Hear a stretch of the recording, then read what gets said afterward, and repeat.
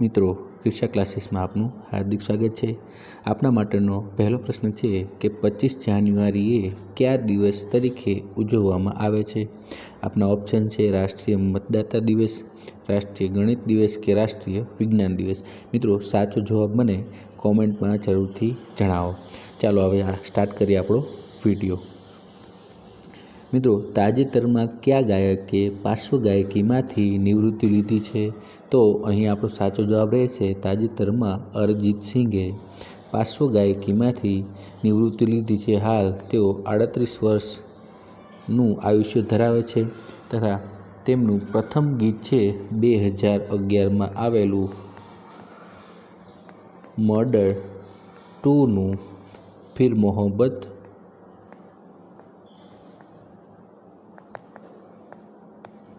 તથા તેમને સ્પોટીફાઈમાં સૌથી વધુ ફોલોઅર્સ ધરાવતા એકમાત્ર સિંગર એ અરિજીત સિંઘ છે, જેઓએ હાલમાં બોલિવૂડમાં ગીત માટે ગાવાની નિવૃત્તિ લઈ લીધેલી છે. મિત્રો, તાજેતરમાં કયા પ્રતિષ્ઠિત નાયબ મુખ્યમંત્રીનું પ્લેન ક્રેશમાં મૃત્યુ થયું છે? મિત્રો, હાલમાં જ અજીત પવાર નામના મહારાષ્ટ્રના નાયબ મુખ્યમંત્રીનું પ્લેન ક્રેશમાં મૃત્યુ થયું છે. તેઓ પોતાનું પ્રાઇવેટ જેટ લઈને મુંબઈથી બારામતી સુધી જતા હતા. તેમાં બારામતીમાં વિમાનનું પ્લેન ક્રેશ થયું છે. મિત્રો, અજીત પવારની વાત કરીએ તો તે શરદ પવારના ભત્રીજા છે. શરદ પવાર એ કોંગ્રેસના ખૂબ જ નામી નેતા તરીકે ઓળખાય છે. મિત્રો, અજીત પવારની પોતાની પાર્ટીનું નામ છે એનસીપી, જેનું પૂરું નામ છે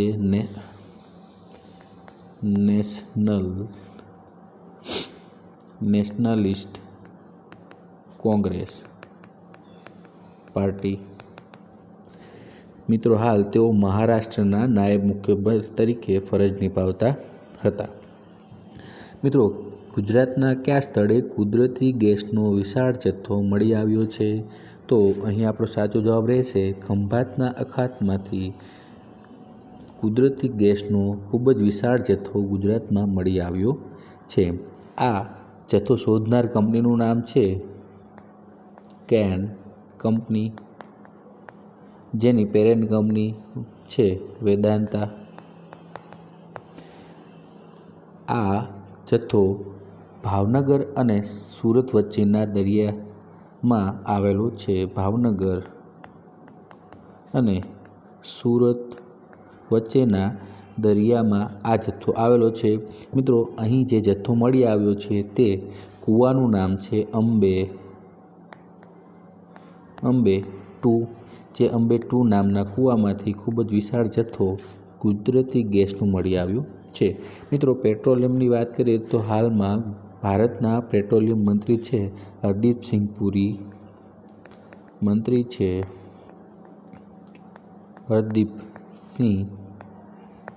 પુરી તથા રાજ્ય કક્ષાના મંત્રી છે સુરેશ ગોપી.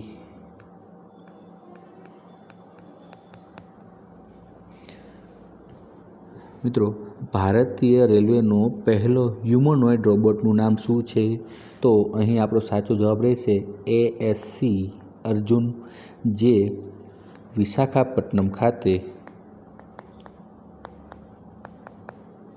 મૂકવામાં આવ્યો છે અને તે ભારતની તમિલ તથા હિન્દી, અંગ્રેજી ભાષા બોલી શકશે. મિત્રો, રેલવેની વાત કરીએ તો હાલમાં ભારતના રેલવે મંત્રી છે અશ્વિની વૈષ્ણવ. યુનિફોર્મ સિવિલ કોડ યુસીસી લાગુ કરનાર દેશનું પ્રથમ રાજ્ય કયું છે? તો અહીં આપણો સાચો જવાબ રહેશે ઉત્તરાખંડમાં દેશનું પ્રથમ રાજ્ય છે ઉત્તરાખંડ, જેણે યુસીસી કોડ પોતાના રાજ્યમાં લાગુ પાડ્યો છે. મિત્રો, જો આપને વિડીયો પસંદ આવતો હોય તો લાઈક કરો, તમારા મિત્રો સુધી શેર કરો અને ચેનલને જરૂરથી સબસ્ક્રાઈબ કરો. હાલમાં કયા દેશે 15 વર્ષથી નાના બાળકો માટે સોશિયલ મીડિયા પર પ્રતિબંધ મૂક્યો છે? તો અહીં હાલમાં તાજેતરમાં ફ્રાન્સના સંસદમાં કાયદો પસાર થઈ ગયો છે કે 15 વર્ષથી નાના બાળકોને સોશિયલ મીડિયા પર પ્રતિબંધ મૂકવામાં આવ્યો છે. મિત્રો, અહીં વાત કરીએ તો ફ્રાન્સના હાલના વડાપ્રધાન છે કે ઇમેન્યુઅલ મેક્રોન, અને વિશ્વમાં સૌપ્રથમ 15 વર્ષથી નાના બાળકો માટે સોશિયલ મીડિયા બેન કરવાવાળું દેશ છે ઓસ્ટ્રેલિયા, અને બીજા નંબર પર આવશે ફ્રાન્સ. મિત્રો, દેશમાં સૌપ્રથમ ત્રણેય સૈન્ય પાંખના શસ્ત્રોનું મ્યુઝિયમ ક્યાં બનશે? તો અહીં આપણો સાચો જવાબ રહેશે RRU, જે ગાંધીનગર ખાતે આવેલી છે, જેનું પૂરું નામ છે રાષ્ટ્રીય રક્ષા યુનિવર્સિટી, જેની સ્થાપના થઈ હતી 2009માં, જે ગાંધીનગર ખાતે આવેલી છે. ત્યાં દેશના ત્રણેય પાંખના શસ્ત્રોનું મ્યુઝિયમ બનાવવામાં આવશે. મિત્રો, આજ રોજ મહાત્મા ગાંધીની કેટલામી પુણ્યતિથિ છે?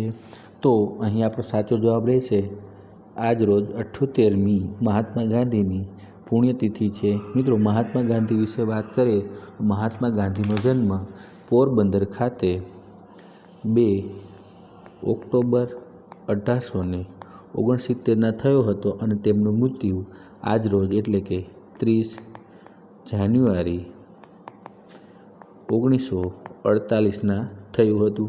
તેમને મારનાર વ્યક્તિનું નામ છે નથુરામ ગોડસે, તથા તેમનું મૃત્યુ દિલ્હીમાં આવેલા બિરલા મંદિરની પ્રાંગણમાં થયું હતું. મિત્રો, અહીં સુધી વિડીયો જોવા માટે આપનો ખૂબ ખૂબ આભાર. જય હિન્દ, જય ભારત.